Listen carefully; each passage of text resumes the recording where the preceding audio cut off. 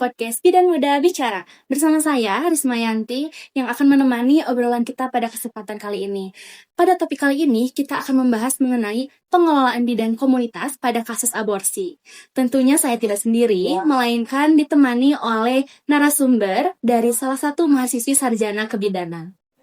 Oke, jadi salah satu mahasiswi sarjana kebidanan yang akan menjadi narasumber pada topik kali ini yaitu Teh Novita. Halo Karisma. Halo, gimana Teh kabarnya? Alhamdulillah baik. Karisma gimana kabarnya? Alhamdulillah baik juga.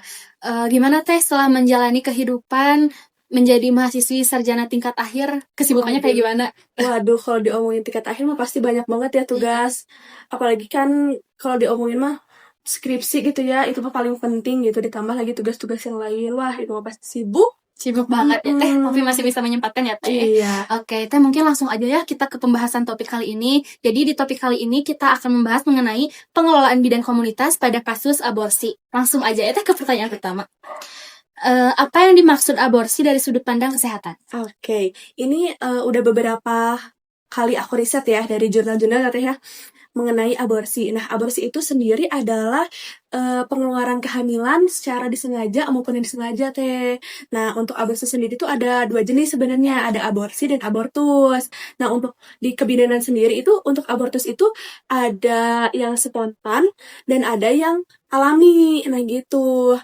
Paling itu sih teh. Oke, lanjut ke pertanyaan kedua ya Teh. Mengapa topik aborsi ini penting dibahas dalam konteks kebidanan komunitas? Nah, kalau diomongin dari komunitas sendiri ya teh, karena kan beberapa belakangan ini kan aku tuh tugasnya di komunitas ya teh, yang ngebantuin bidan-bidan di komunitas nih teman-teman.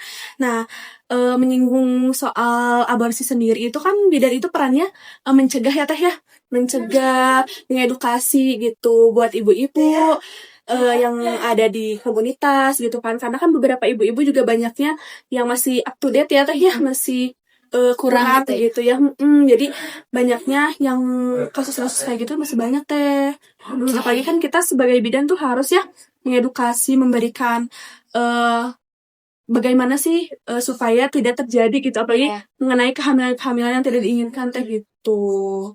Oke, kita lanjut ya Teh. Apa saja faktor yang dapat menyebabkan terjadinya aborsi di masyarakat? Oke, nah faktornya beragam teh. Pada tekanan sosial dan ekonomi, kehamilan-kehamilan tidak diinginkan, apalagi lingkungan ya teh ya. Banyaknya orang-orang tuh tinggal di daerah terpencil, nah kurangnya layanan kesehatan, informasi bagi ibu-ibu gitu. Kayak gitu sih teh. Oke, untuk pertanyaan selanjutnya yaitu bagaimana peran bidan komunitas dalam pengelolaan kasus aborsi? Nah, untuk pengelolaannya sendiri kan bidan itu nggak hanya di aspek klinik ya teh. Nah, ada beberapa aspek, yaitu yang pertama yaitu promotif, yaitu memberikan edukasi, promosi kepada ibu-ibu terutama mengenai aborsi, bagaimana caranya kita mengurangi gitu. Nah, yang kedua ada preventif, yaitu pencegahan ya teh ya. Nah, pencegahan sendiri itu bisa berupa ya tadi itu promosi gitu. Nah, yang ketiga ada kuratif. Nah, kuratif sendiri itu dilakukannya terbatas karena kita sebagai bidan itu kan nggak bisa menangani kasus kompleks kayak gitu ya teh, apalagi aborsi. Nah, biasanya kalau misalnya aborsi secara spontan itu kita biasanya langsung rujuk teh. Nah, untuk yang terakhir itu ada rehabilitatif, yaitu memberikan pendekatan gitu kepada ibu-ibu yang mengalami aborsi gitu kan, supaya mendapatkan dukungan gitu dari bidannya sendiri.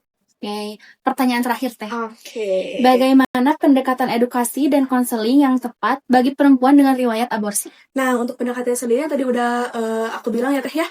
Untuk pendekatannya sendiri itu terutama bagi psikologisnya ibu ya, memberikan dukungan, tidak menghakimi, dan menjaga privasi ibunya sendiri gitu. Apalagi kan selain peran bidan juga ada peran keluarga, sosial ya, terutama bagi suami gitu, harus mendukung secara penuh.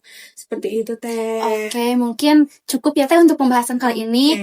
Saya simpulkan terlebih dahulu. Dapat disimpulkan ya teman-teman bahwa aborsi merupakan permasalahan kesehatan yang kompleks dan memerlukan penanganan yang menyeluruh.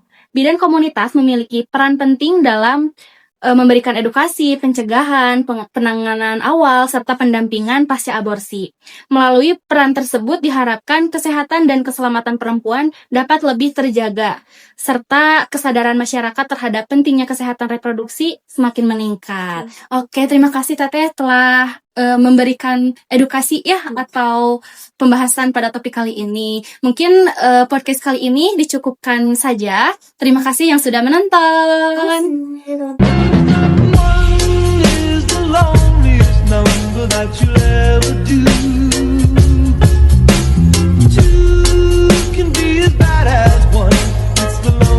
Number since the